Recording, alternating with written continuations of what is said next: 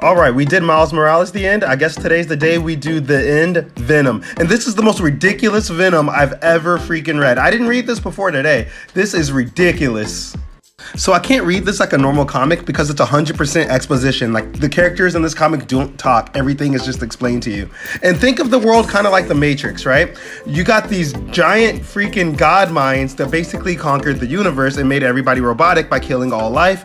And since symbiotes need life, you know, symbiotes are basically fighting them. And by symbiotes, I mean Venom. So at the beginning, it's just talking about how awesome Eddie Brock is and how Eddie Brock is a perfect host. He's like a 5 out of 5, and how Venom didn't want Eddie to ever die.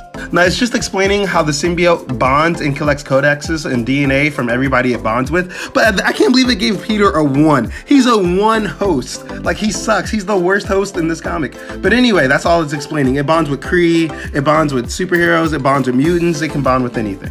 Alright, so it talks about the death of Eddie Brock and how symbiote didn't want him to die. So the symbiote replaced all of his organs with basically symbiote stuff to keep him alive.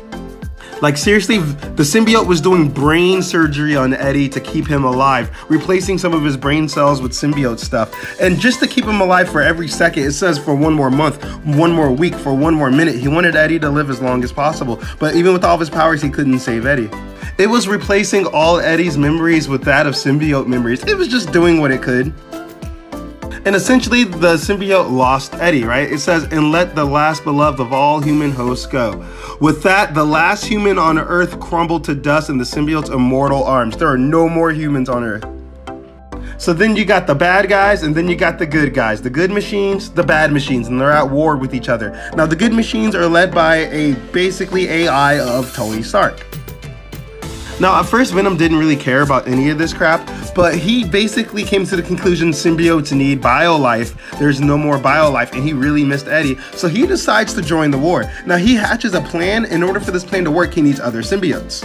So Venom went to go see the other symbiotes, and basically they just started fighting. It says war the symbiotes were good at, but unity they were not. They could not unify to do Venom's plan. So Venom decided, fine, you know what? I'm gonna make my own army, and everything that happens after this point is absolutely insane.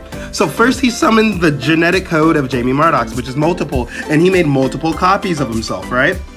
It says right here that with the symbiote spread his multiple selves across multiple galaxies and seeded thousands of worlds, billions of new humans and old. He basically became a meta gardener. He spread across the universe and started making powerful humans.